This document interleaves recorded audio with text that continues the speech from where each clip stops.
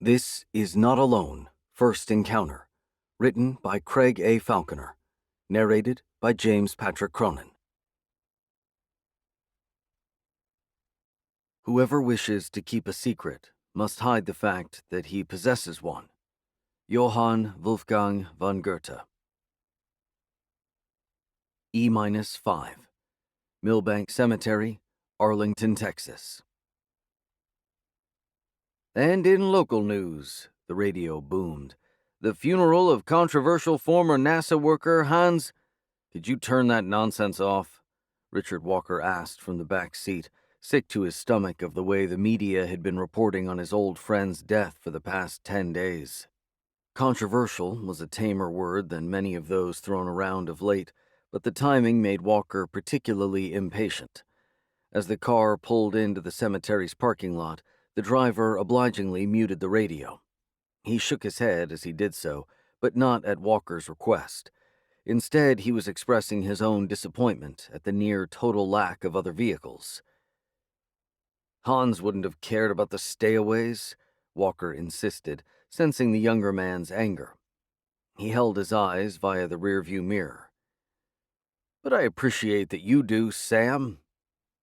The car was silent while Sam took his pick of the spaces in the almost empty parking lot. Sam's usual passenger, Congressman Hill, was one of several politicians who had been explicitly forbidden from attending the funeral by their party's increasingly spineless leadership. Shrieks and wails from the other side of the aisle, and particularly the tireless vocal cords of an ambitious climber named Valerie Slater, had, in Walker's eyes, turned the funeral of a man who should have been viewed as a national hero into a political points-scoring exercise. Walker thought he had seen it all in a long and often arduous career that had taken him within spitting distance of the presidency 2 decades earlier, but never in his own days in Congress had the party caved to media hysteria as badly as they had in forcing Congressman Hill and others like him to stay away from Hans's funeral. Every ounce of the situation made Walker glad that his current position as long-serving head of the Interspace Defense Agency placed him well and truly above the pressures of towing a party line. The IDA was his domain, and the nature of its work meant that his presence at the funeral would have been expected even if his friendship with Hans hadn't been public knowledge. "Sam, I want you to come with me," Walker announced very suddenly. "You're dressed well enough, and Congressman Hill was kind enough to offer me your services today. The least I can do is allow you to leave the vehicle to pay your respects. Let's go." The car pulled to a halt, bringing a few seconds of total silence. "That's very kind of you, sir," Sam eventually sighed. "But I fear my visible presence could cause problems for Congressman Hill, and for Hans's sake I would rather pay my respects privately than distract from the service by getting too close, so thank you again, sir, but I'll have to say no." Walker accepted the reasoning and insisted upon opening his own door to leave the car. Although he kept it to himself, he admired Sam's willingness to say no to him, a man of considerably higher authority than a mere congressman, out of loyalty to his immediate superior and respect for Hans. No wasn't a word Richard Walker heard often, but on this occasion he truly didn't begrudge it. The drive from Dallas had been a short one, timed to arrive no earlier than necessary. Walker stepped onto the damp, grassy verge at the edge of the parking lot and made his way to the graveside, where the minimalist service Hans had wanted would take place. Only now did the paltriness of the attendance truly sink in, with Walker finding himself the last of just 8 mourners to arrive. He exchanged pleasantries with the rest of them, but no real conversations sparked in the few minutes prior to the Reverend appearing as the bell tower struck noon. "Thank you for your presence, gentlemen," the softly spoken man began, referencing the fact that all 8 were indeed men. None were family of the deceased, Hans had no one left, and Walker was the only highly recognizable public figure. "I'm sure you knew Hans as a man with little time for formalities, so we'll get right to it. But as men of principle who have turned out today despite the tremendous pressure not to, I'm sure you also share my knowledge that he deserved better than this." Walker kept his gaze fixed on the Reverend, pleasantly surprised by the strength of his words. Hans didn't ask to be born in 1920s Germany, the Reverend continued, or to come of age as an exceptional astrophysicist at the worst possible time and place. But that was his fate, and he handled the associated complications as well as any man could.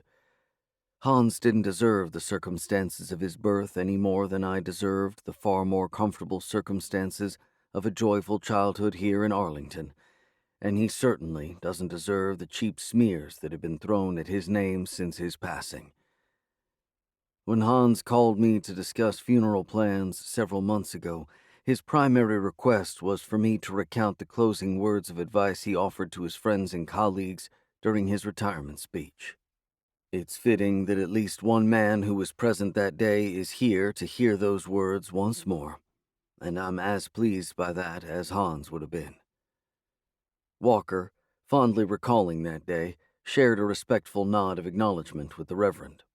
Although he was rarely one for showing emotion, it took real effort for Walker to maintain his stoic expression in anticipation of the words he knew were coming. The Reverend cleared his throat and proceeded to read from his notes, speaking slowly and taking care to say every word correctly. Forget what the onlookers think, for a man's thoughts die with him. Remember instead that the children of tomorrow will view today with the clarity of hindsight. All lies will be revealed and all truths will emerge, so jettison your preoccupations with the respect of your peers in favor of a promise to do right by generations unborn. The present has passed before we can touch it, but the future is ours to shape. Serve posterity, not power, and hold legacy before ego. Hear, hear, Walker boomed at the quote's conclusion. It infuriated him that Hans's legacy had been cast aside for the sake of political purity and so-called sensitivity, particularly since he considered that the freedoms enjoyed by the rabble-rousing media owed so much to the tireless efforts of Hans and others like him in the most fraught days of the Cold War. In a sane country, Walker considered, there would be movies about the great man and a funeral turnout in the thousands. But love his country as Richard Walker did, he had long since given up on trying to convince himself of its sanity. Walker's interjection prompted a smattering of approving sounds from the other attendees, most of whom he knew to some degree or another. He eyed them all now with keen interest, wondering which, if any, he would be conversing with later in the day, when it came time to ensure the continued secrecy of one element of Hans's legacy that the world was quite simply not yet ready to handle. No one else spoke, as per Hans's wishes, and the Reverend wrapped up shortly after delivering the quote. Walker then approached the man to thank him for a fitting and respectful service, warmly shaking his hand. "No, Mr. Walker," the Reverend replied. "Thank you for your service." Like the word no, this was something Walker rarely heard these days. He patted the Reverend on the shoulder and silently held his eyes for several seconds before returning to the car. None of the other attendees eyed Walker with any level of interest that suggested they might be the individual he was supposed to meet in relation to the unspeakable secret, but that was a concern for later in the day. Hans's instructions had been clear. Walker's meeting with the mystery man would take place at 11 p.m. in Dallas, at a location far from prying eyes. Sam, with his seatbelt still buckled, turned to see him. "How did it go?" "As well as it could have," Walker said. "You know, given the circumstances." Sam nodded, glad to hear it. "I've been thinking, sir, there's a flight back to Colorado at 3, and I know that I'm only officially on duty to take you back to the hotel, but I'd be more than happy to wait outside while you get your things and then rush you to the airport. It would save a wasted day and night just to hang around for the morning flight." "I appreciate that, Sam," Walker said, very much meaning it, "but I have a little bit of business to attend to while I'm here. Thanks all the same, though. I can see why Congressman Hill spoke so highly of you." As the streets of Arlington rolled by and the car made its way back to Dallas, Walker hoped that the relative pleasantness of his day so far might be an omen of things to come. Seeing off Hans hadn't been easy, but in the shape of his driver and the Reverend, Walker had so far met two amiable and honorable men who had gone some way towards restoring his faith that such qualities weren't in short supply everywhere like they were in the high-stakes circles in which he typically moved. Walker's two-night Texan stay had one important meeting left, and he had every reason to believe it might just be the most important meeting of his life. Hans's death left Walker as the last man standing, and protecting the secret to end all secrets was a two-man job.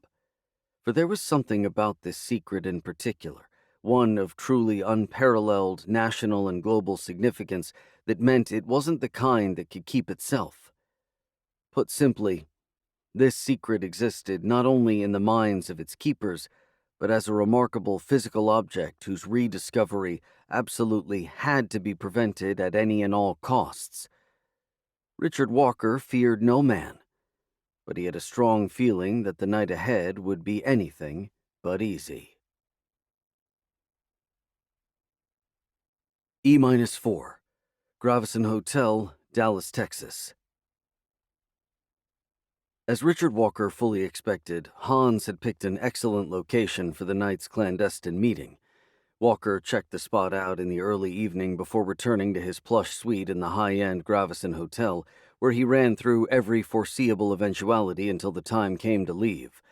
At that point, he fetched his coat, its pockets carefully packed to allow easy access to whichever items the situation might call for, and checked himself in the floor-to-ceiling mirror. The chilly temperature meant that a scarf would raise no suspicion, and in Walker's circumstances, this was of great benefit. In a game of word association, almost every member of the public would reply to the prompt Richard Walker with the same response: scar. Resembling something akin to one half of a Chelsea smile, the character-defining mark began in the corner of Walker's mouth and ran most of the way to his earlobe. The story behind this hard-earned scar, a tale that drew grudging respect even from Walker's countless enemies, was almost as familiar as the scar itself. The briefest sight of the scar would alert any passers-by to Walker's identity, so his strategically positioned scarf was going to play a crucial role in ensuring he reached the isolated rendezvous point without any unwanted complications. Combined with a long gray coat he hadn't worn during his trip so far, the scarf passed the first test at the hotel's reception, as none of its highly attendant staff noticed which of their esteemed guests was heading out for a late-night stroll. Walker politely rejected their offer to call a taxi, making no real effort to mask his voice, since there would have been no consequence of being spotted here. The dangerous place was the meeting place, where any sighting of Walker alongside his new co-conspirator could lead to serious problems. During a 20-minute walk Hans had planned as short enough to be comfortable but long enough to be safe, Walker's mind went into speculative overdrive. He knew that Hans had handpicked the individual he was about to meet, and that the two had been quietly working together for years. This at least suggested that the man, Hans's written instructions referred to a him, would understand the importance of absolute discretion in approaching the meeting point with as much care as Walker himself. One important thing Walker didn't know was the man's nationality. There were only 3 real possibilities, and the final few minutes of Walker's stroll were spent considering the relative desirability of each. If the man was German, there was an excellent chance that he or his family would have been personally known to Hans for a long time. If he was American, meanwhile, what he might lack in familial loyalty to Hans would surely be made up in deference to Walker's authority.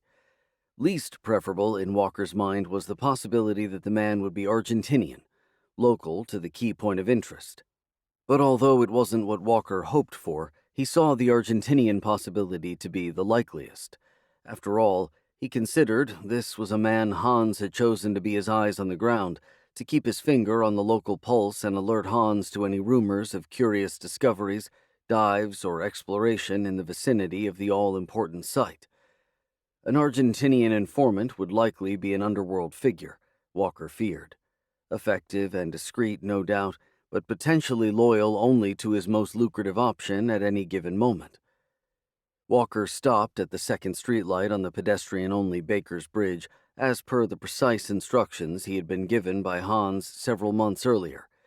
None of the tall streetlights which lined the largely disused bridge were functional, meaning that it was utterly enveloped in darkness.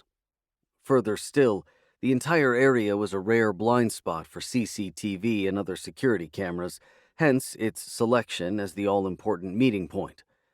The bridge was known by local children as Penny Point, in honor of the common game in which they took turns to compete one-on-one to determine whose penny would reach the ground first after its 78-foot fall to the ground.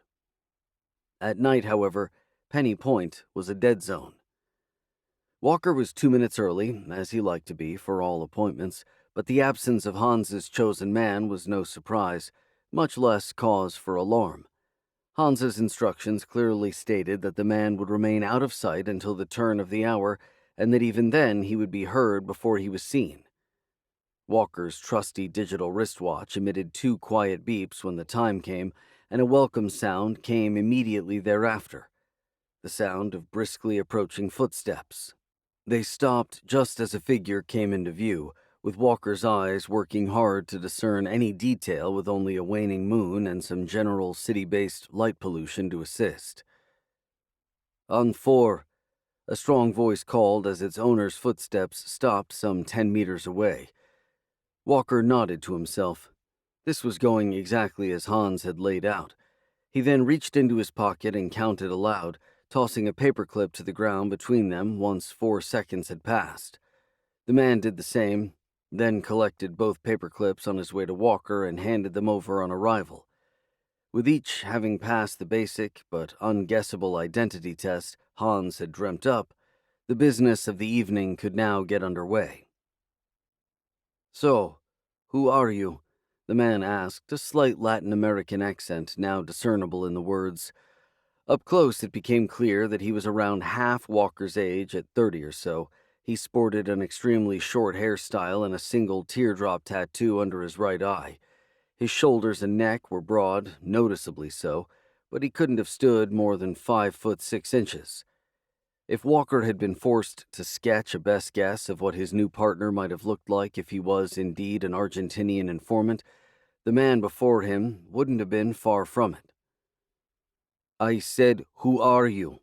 he repeated, losing patience and inching forward. Richard Walker, entirely unmoved, and if anything encouraged by the tenacity of his new partner, responded by momentarily lowering his scarf to reveal his trademark facial scar. The man's jaw dropped, his previously assertive expression transforming in an instant like something straight from a comic book, and within a matter of moments his feet had shifted as though he was preparing for a quick getaway. "Trust me when I tell you that you don't want to do that," Walker hissed, gesturing to the man's feet. The man gulped, a shadow of his performatively intimidating self from mere moments earlier. Without another word, he straightened his feet. "Good," Walker said, flashing a hollow grin before recovering most of his face with the scarf. "Now let's walk." E-3, Baker's Bridge, Dallas, Texas. "What's your name?" Walker asked, holding out a hand to encourage the man to start moving. "Gonzalo."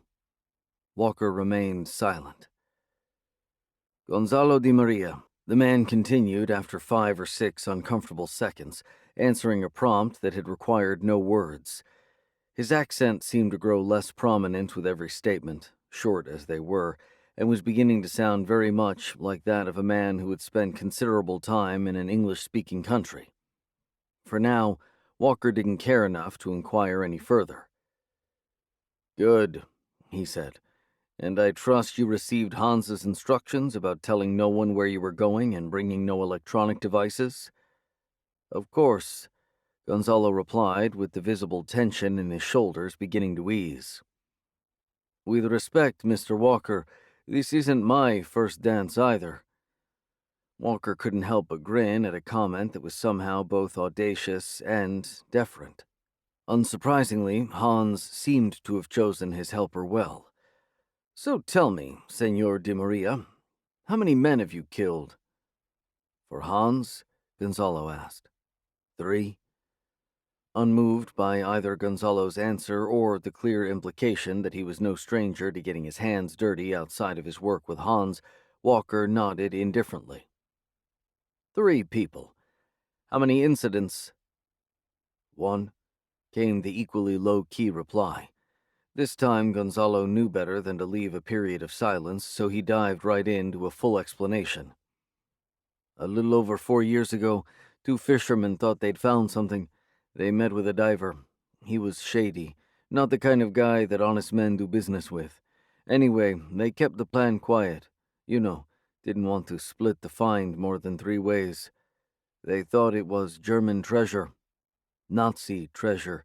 They were talking about some story of a U-boat crew dumping it in 1945 when the captain found out the Americans were already waiting on the shore." Yeah. We've all heard that one," Walker scoffed. "And I believed it," Gonzalo said. "You see, when I heard the guys talking about that, it started to make sense that Hans was involved. He didn't give much away, though, right until he asked me to go to Uruguay to check out some old chunk of metal that had fallen out of the sky. A farmer found it. The thing turned out to be an old pressure sphere, but that was the one time Hans gave me some details about the kind of thing we were looking out for. The kind of thing we were trying to keep quiet." Walker bit his tongue. Unlike the story of the dead fisherman, Hans hadn't even vaguely briefed him about any trip to Uruguay. "He didn't say so explicitly," Gonzalo went on, "but the vibe I got was that someone launched some kind of secret satellite in the 80s or 90s. Hans made it sound like something reached the ground when it fell back to Earth, and my job was to stop anyone else from finding it. I did ask him why we weren't actively looking for whatever it was that we didn't want anyone else to find, but he told me to stop asking questions. Hans wasn't a guy to fuck with, and neither are you, so I still know better than to ask around or look into this for myself. But listen, the rate he was paying me, that was a rate that covered my ass before I knew you were involved. That's not a rate that covers my ass for working on the down low with the appointed head of a U.S. government agency. This is real shit." Walker took a few seconds to compose himself, grateful for the scarf covering his incensed expression. "It certainly is, and I'll admit that you know a lot more than I expected, Gonzalo de Maria," he eventually said, speaking in the most passive tone he could muster. A few drops of rain began to splatter on the path across the bridge, providing the only sound in another moment of otherwise oppressive silence. "But enough about what I know," Gonzalo continued, his tone risking growing too comfortable for its own good. "Do you want to know what I think?" Do tell," Walker mused. "I don't think this has shit to do with pressure spheres or fallen satellites. I mean, maybe you guys did launch something secret. I had no problem believing that's what this was about. See, Hans was a high-level guy whose career was over, and he was trusted and good at keeping quiet. So maybe he could be involved in keeping something like that under wraps. But you, Richard Walker, you wouldn't get personally involved in some bullshit like this. There's more to this than Hans let on. There has to be. I know what kind of work you do in Colorado, and you know what I think? I think this thing that fell to Earth didn't come from Earth. I think you're covering up something else. I think we're covering up something else. Something, well, something alien." "Well, Senor de Maria, you're certainly right to think that I wouldn't get personally involved in covering up an old satellite," Walker conceded. "And I'm not. I get my hands dirty when I have to, don't worry about that, and so did Hans, but he chose you as his buffer. So you're going to keep doing exactly what you've been doing. You're simply going to report to me instead of Hans. You work for me now, that's all. I'm not personally involved in any ground-level operations, and for your own good, Never mention money in my presence again." Gonzalo stopped walking very abruptly.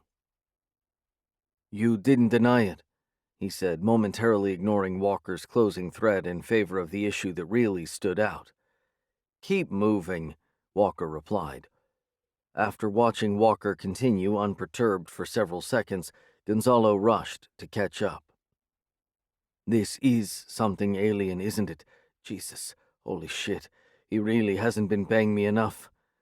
This time, it was Walker who came to a sudden halt. "What did I just say?" "I knew it," Gonzalo said, his tone excited but his volume still low despite their utter isolation. "Suddenly, it all makes so much sense." Walker shook his head. "Don't read anything into the movement of my feet," he said, rooting around in his coat's deep pockets. "I didn't stop because you're right. I'm just getting my gloves." "Why?" "Because the air's getting cold for these old hands," Walker replied. He gazed down at the ground from the highest point of Baker's Bridge, which prompted Gonzalo to join him. "And besides, I don't want to get them too dirty." "What does that mean?" Gonzalo asked. It was the last thing he ever said. In a sudden flash of movement, Richard Walker surprised the smaller man with a disorienting punch to the jaw, then unceremoniously bundled him over the bridge's chest-high wall. Like a child's penny tossed from above, Gonzalo de Maria plummeted for several seconds, and whether head or tail hit the ground first, he was dead on impact. Statue-like in his position atop the bridge, Walker gazed down for a full minute, until he was satisfied by both the lack of movement and the lack of anyone arriving in response to the helpless screams that had preceded the sickening thud. This wasn't the way Walker had expected the night to go, but nor had he been wholly unprepared for the possibility that Hans's chosen man might know too much. And while life would be far more difficult now that Walker himself would need to track and prevent exploratory dives off the Argentine coast, this was far more palatable than having a loose end like Gonzalo running around. The world wasn't ready to see what was lying on the ocean floor or to find out where it had come from, and there was no price Richard Walker wouldn't pay to make sure it remained undiscovered. After taking a slow and cleansing breath of the cool night air, Walker made sure his scarf was in place and set off back towards his hotel. For better or worse, the greatest secret ever known was now his alone to keep.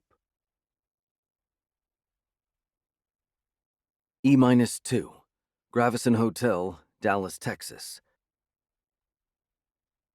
As he strolled calmly back across Baker's Bridge, Richard Walker considered what tracks he might have to cover. Within no more than a few moments, he confidently settled on none.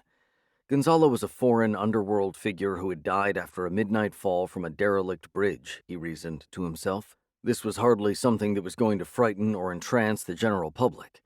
Police resources were better spent elsewhere, and the one thing Hans had told Walker about Gonzalo was that he had no immediate family, meaning no loved ones to push for an investigation.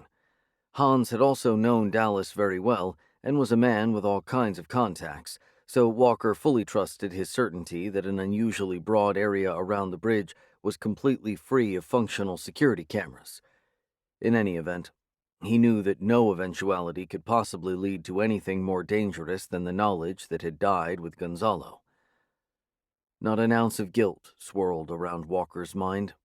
It had been decades since he'd last been directly responsible for another man's death, and tonight's circumstances had made decisive action just as necessary on Baker's Bridge as it had been in the jungles of Vietnam. Tonight, as then, Walker's conscience was clear in the knowledge that he had killed not for himself, but for his country. The secret was bigger than him. It was bigger than anyone, and only the enemies of the United States would benefit from its disclosure. During his early years in politics, Walker may well have confided in a number of colleagues. Now, however, bitter experience had taught him that no one in Washington truly held the good of their country above the good of their own career. And when society's growing lack of trust in authority as a whole meant that there could be huge PR benefits for any individual going rogue to leak the truth, There truly wasn't safety in numbers. Besides all that, Walker would have found it difficult in any circumstances to shed many tears for a man like Gonzalo de Maria, who had himself taken lives for the least noble reason of all: money.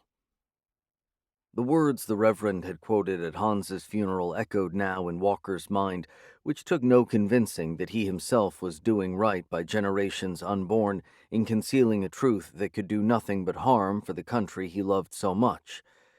What Walker couldn't help but ponder was how much more difficult the future was going to be than the recent past. Hans had been his buffer, and Gonzalo had been Hans's. Now, Walker feared that the dirtying of his own hands might become a frustratingly regular occurrence. Without Gonzalo's eyes on the ground in Argentina, which Hans had relied on for so long, he would need to personally pay a lot of attention to certain developments. But although the thought entered his mind, bringing in a replacement for Gonzalo was out of the question. After all, the man's behavior just minutes earlier had revealed the inherent problem. A man willing to protect a stranger's secret for money would inevitably come to push for more, and could well defect when a better offer came in. The mere revelation that Walker was going to great lengths to hide something was a development he had to avoid, since the shortest way to lose control of a secret's details was to let people know it existed at all. Walker's hand instinctively reached for his pocket as a thought came to his mind, but his phone wasn't there. Carrying any location tracking device to this kind of meeting would have been madness, as Gonzalo had thankfully also understood.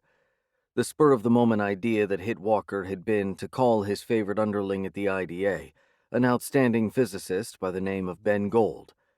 A simple man, Ben was no careerist climber and instead wanted only to discover new truths in the field of astronomical research.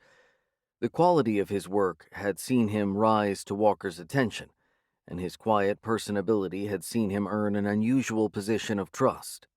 This trust certainly didn't extend far enough to bring Ben in on the task of protecting the secret, or perhaps more accurately, it was a different kind of trust altogether. Ben Gold was a man forever inclined to do the right thing, and such noble inclinations were dangerous in a world as complicated as Richard Walker's. If it was impressed upon Ben that certain truths had to be concealed for the good of the country and the world as a whole, he might very well have proven a useful ally in the task at hand. But given the stakes, there was no room for might. Ben would never be disloyal for the sake of money, but at some juncture his loyalty might be overcome by guilt. When it came down to it, Ben Gold was too good and pure for a secret like this. It simply couldn't be risked in his hands. Rather than to fully bring him in, Walker's plan for the phone call, one he now considered rash and silently thanked circumstance for preventing, had been to ask Ben to assemble a team at the IDA to draw up some reports on all recent and historic Chinese activity in the South Atlantic. If Ben had asked why, which he usually didn't, Walker would have told him that someone at Hans's funeral had mentioned rumors of clandestine activity some years earlier, perhaps relating to suspicious funding of remote observatories. In reality, Walker wanted something official-looking on the books so that if and when he had to make an off-the-books trip to Argentina, he could more easily justify it than if he didn't set up an alibi in advance. He would sleep on this idea and the best way to apply it, knowing that he'd see Ben the following afternoon when he reached Colorado Springs. Arriving briskly back at the hotel, Walker lowered his scarf and made a point of exchanging pleasantries with the doorman and the night staff inside. He walked like a man with nothing to hide, which was easy enough since he truly felt he had nothing to be ashamed of. His head remained high as he reached his room, where he promptly sat down and poured 2 glasses of whiskey. He looked out to the rainy skyline and worked out the position of the darkness-engulfed bridge by identifying some of the buildings he'd seen from its center. Rather than emotional, he was pensive. All alone, in the truest sense of the word, Richard Walker pondered what the next few years might look like now that the secret to end all others was his alone to guard. He picked up a glass and leaned back in his plush armchair. Gonzalo had been useful in dealing with some treasure-hunting fishermen when he'd had to be, so there was no reason to think Hans had chosen poorly. The only person who had chosen poorly was Gonzalo himself, both when he tried to extort Walker for more money and when he foolishly shared his belief that his dirty work had been necessary to protect a secret from another world. 4 years ago in Argentina, Gonzalo de Maria had killed for the secret without knowing what it was. 20 minutes ago in Dallas, he had been killed for knowing too much. "Here's to you, Hans," Walker mused aloud, shaking the night's misadventure from his mind and solemnly raising a glass to the only true ally he'd had left. "Here's to you." E-1, IDA Building, Colorado Springs, Colorado. A thirsty night led to a late morning for Richard Walker, and ultimately to a $100 tip for the hotel chauffeur who rushed him to the airport with minutes to spare. The restful hour of sleep he caught on the flight home to Colorado went some way towards dealing with the worst of his tiredness, but Walker was already longing for evening and a return to his own bed. His normally clean-shaven face felt rough to the touch, well past the point of a 5 o'clock shadow, and into territory that would earn any of his IDA staff a firm rebuke for looking so unkempt. While uncomfortable with his appearance, Walker comforted himself with the thought that his fellow travelers were too engrossed by the hollow busyness of their own lives and careers to even notice that they were in his esteemed company. It was shortly after noon when Walker reached the headquarters of his Interspace Defense Agency, where his own car was waiting for the drive home. Loath to be seen by his underlings in suboptimal condition, he contemplated calling it a day there and then. He may well have done so if not for the presence of certain documents in his briefcase, which were simply too valuable to be left anywhere other than inside his in-office safe for a moment longer than necessary. Only going inside for the sake of returning these documents, Walker made the decision to enter via the building's rarely used rear entrance, which would allow him to avoid unnecessary interpersonal contact via a short and untroubled walk to the sanctity of his office. The attendant security guard, as surprised to see Walker using this entrance as he was to see how uncharacteristically tired and disheveled he looked, stepped aside. Walker liked to open doors himself. Indeed, he insisted upon it, and he tipped his head in acknowledgement of the guard's silent adherence. Upon opening his office door, Walker immediately felt relaxed. He had done what had to be done and had made it back to Colorado without raising any kind of suspicion. A road near Baker's Bridge had been closed while the Dallas police swept the area for anything of interest to a potential investigation of Gonzalo de Maria's death, but Walker's helpful chauffeur informed him that they had left the scene at 7 a.m., having seen nothing to contradict their initial assumption of suicide. "Rumor is he was cartel," the chauffeur had said, clearly well connected among the city's elite. "Probably pissed off the wrong hombre and jumped before he was pushed, you know?"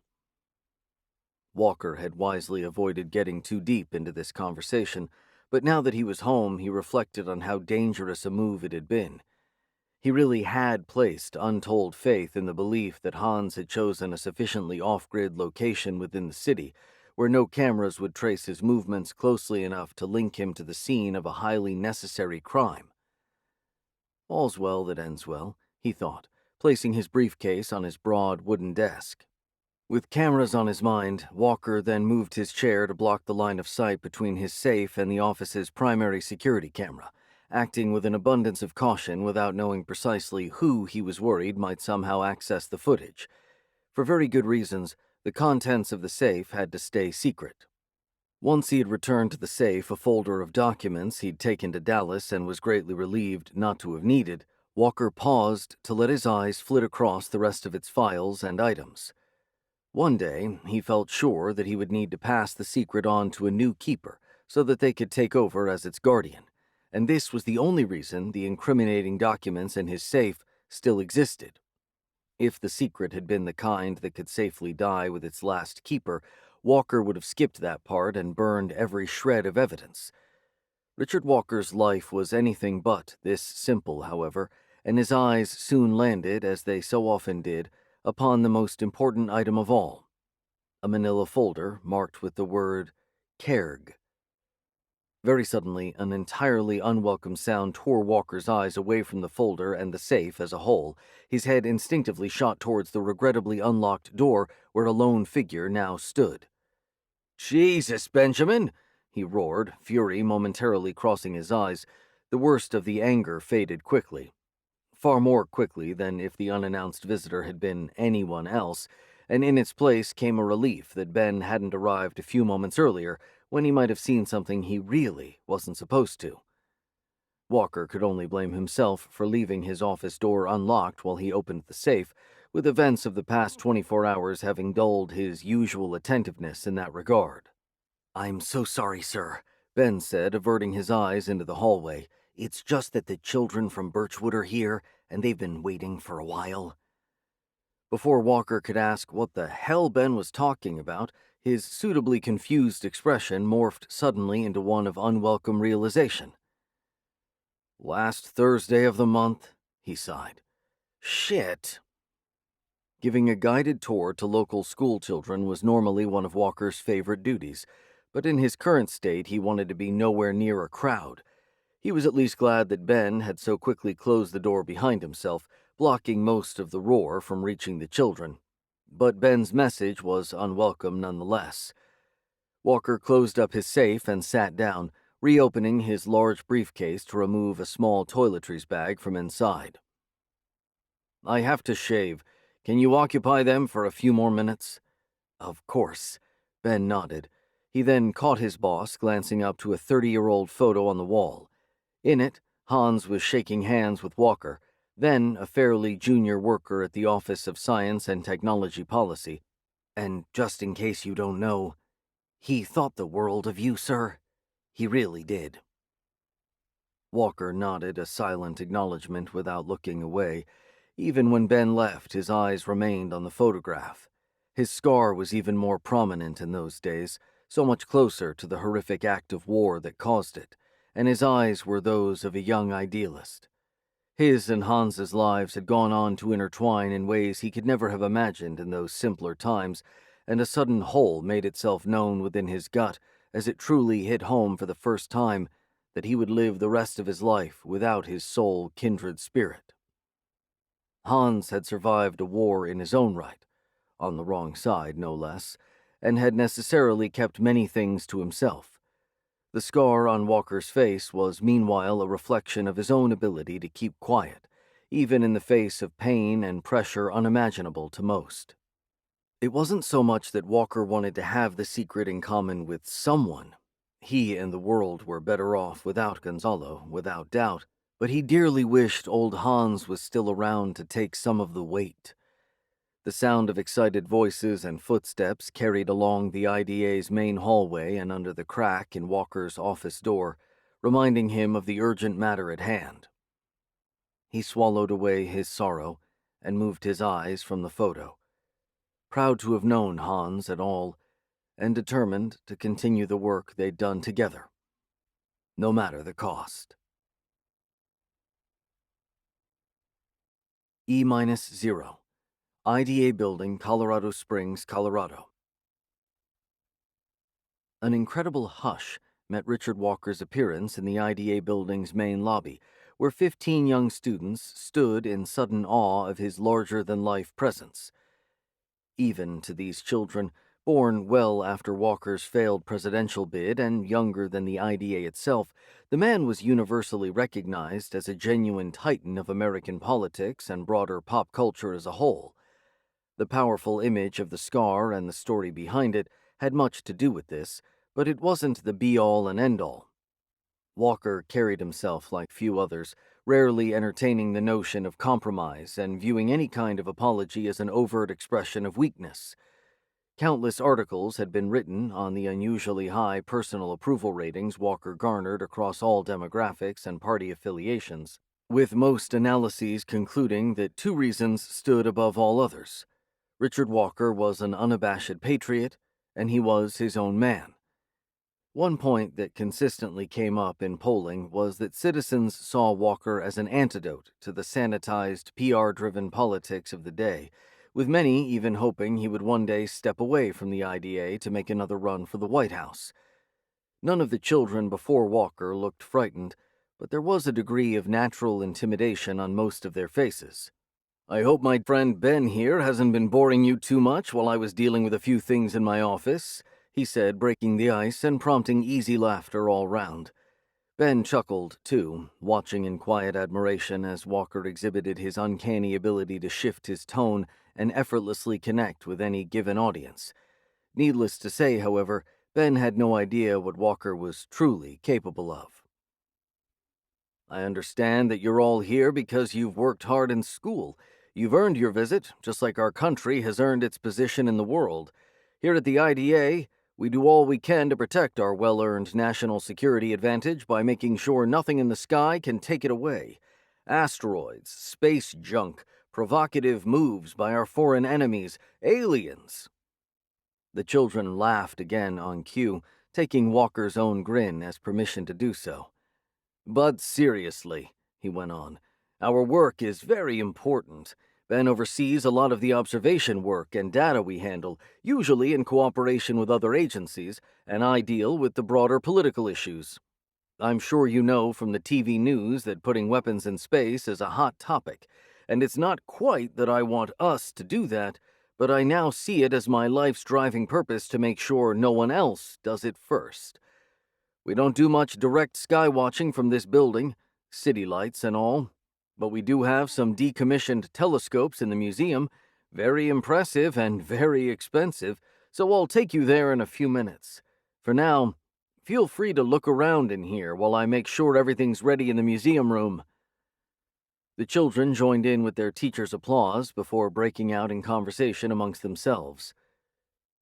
"Ben, make sure everything's ready for them," Walker said, bluntly delegating as he walked towards the teacher for a quick chat.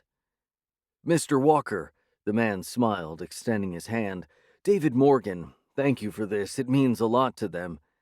Walker looked around at the noisy children and somehow doubted these words.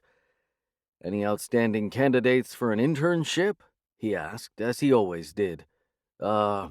He looks a lot younger than the rest," Walker said, tipping his head towards one of the children. Mr. Morgan's delay on the internship question was as good as a no, but this child caught Walker's eye more generally. "Ah, that's Dan," Mr. Morgan replied.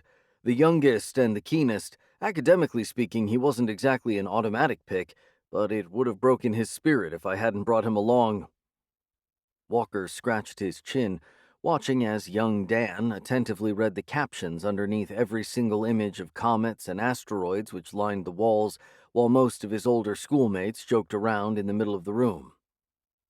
"How so?" he asked. Mr. Morgan took a few seconds to choose his words. "Well, Dan has always had problems with concentration. His grades in other classes don't come close to what you would imagine if you spoke to him, because he's a bright boy. And even in our physics classes, 90% of the topics just pass him by. Anything space-related, he's in. Anything else, not so much." Walker nodded. "He comes to our weekly astronomy club," Mr. Morgan continued, "which is really about discussion rather than observation. Admittedly, his ideas are often a little bit fantastical. Aliens, hidden planets, the usual. But since I held this visit out as a carrot, his grades have ticked up across the board. They didn't hit the level we set as a target, but with a child like Dan, you sometimes need to reward the effort as much as the result. I believe he's had a difficult time at home recently with his brother heading off to Iraq, but he's never used that as an excuse. I only know because Birchwood's a small town and their father is a well-known face. It's just the two of them now, and he's not exactly what you would call a soft man." Walker said, a short utterance belying the depths of his thoughts. "Well, when we do the Q&A at the end, encourage him to ask me something. Give him a memory to take home, you know?" Ben returned moments later, confirming that the museum was ready. He then led the group along the hallway, with Walker and their teacher following behind. The two spoke more during Ben's expert tour of the museum, which was in essence one very large room with a high ceiling and a handful of awe-inspiringly large telescopes that looked like none the children had ever seen before. A high-definition slideshow of images followed the 15-minute talk, and Ben ultimately handed the proverbial microphone back to Walker, who wasted no time in inviting questions from the group. Mr. Morgan made his way towards the most enthusiastic of the children, young Dan, and stood quietly at his side. When things seemed to be wrapping up after a few questions about asteroid impacts and when astronauts might next return to the moon, the same kind Walker fielded in good humor during every other monthly tour, the teacher encouraged Dan to ask one of his own. "That's why we're here," Mr. Morgan whispered. "Ask him anything. He'll be happy to answer. And remember your name, like everyone else." Dan gulped and looked at the imposing figure of Richard Walker.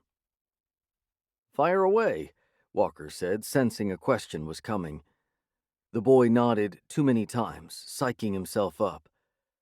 My name is Dan McCarthy," he eventually choked out. "And I was wondering, do any of your telescopes listen for alien signals, or maybe look for signs of aliens on other planets?" Many of Dan's schoolmates laughed heartily. "An excellent question," Walker replied in an authoritative tone, shooting a look to the laughing children that few would forget in a hurry.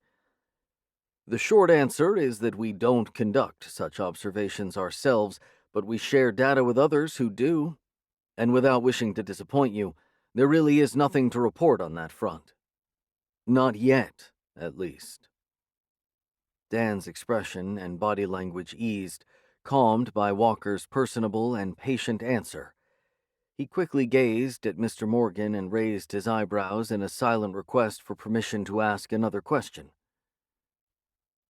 "Mr. Walker has time for one more question," the teacher said, addressing his whole group. "Dan, did you have another?" The boy nodded, then turned back to Walker. "You said not yet," he began, gulping again despite feeling slightly less intimidated than before. "But what do you think will happen when we do find proof that aliens are real?" Walker grinned, the movement of his mouth stretching his trademark scar. "Well, Dan McCarthy, I suppose that all depends on who finds it first." Thank you for listening to Not Alone, First Encounter, written by Craig A. Falconer, narrated by James Patrick Cronin, a member of SAG-AFTRA. Produced by Blue Nose Audio. Production coordination by Candace Lawrence. Post-production by Michael Straza. Copyright 2021 by Craig A. Falconer. All rights reserved.